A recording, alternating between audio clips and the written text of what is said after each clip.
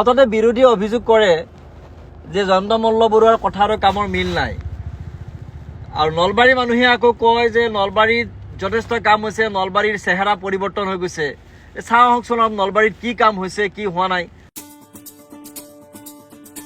এয়া নলবাৰীবাসীৰ বহুদিনীয়া আশা আকাংক্ষাৰ এটা প্ৰতিফলন যে নলবাৰী মেডিকেল কলেজ। মাননীয় মুখ্যমন্ত্ৰী ডাঙৰীয়াৰ প্ৰত্যক্ষ পৃষ্ঠপোষকতাত তথা আশীৰ্বাদত আজি ইয়াৰে বিধায়ক সন্মানীয় জয়ন্ত মল্ল বৰুৱা ডাঙৰীয়াৰ নেৰানেপেৰা প্ৰচেষ্টা, তেওঁৰ পৰিকল্পনাত এইটো আপোনালোকে আজি দেখিছে সংহত জিলা আয়ুক্ত কাৰ্যালয়।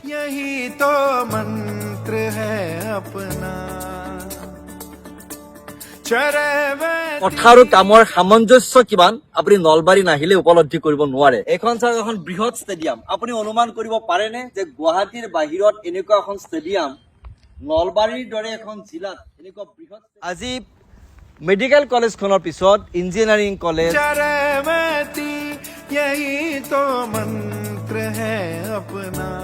नहीं रुकना नहीं थकना ইয়াত বিশ্ববিদ্যালয়, কুমাৰ ভাস্কৰ বৰ্মা বিশ্ববিদ্যালয়, सतत चलना सतत चलना প্লেনেটৰিয়াম, यही तो मंत्र है अपना 1200 মানুহ বহিব পৰা অডিটৰিয়াম, शुभंकर मंत्र है अपना কৈ লিষ্টখন যদি বেছি দীঘলীয়া কৰোঁ মোৰ কথাখিনিয়ে দীঘলীয়া হৈ যাব। ইমান নাম আৰু কোৱাটো সম্ভৱ নহয়। আপোনালোকে ইয়ালৈকে আহিলে সকলোৱে নিশ্চয় গম পাব ইয়াত কি ধৰণে উন্নয়নমূলক কাম হৈছে।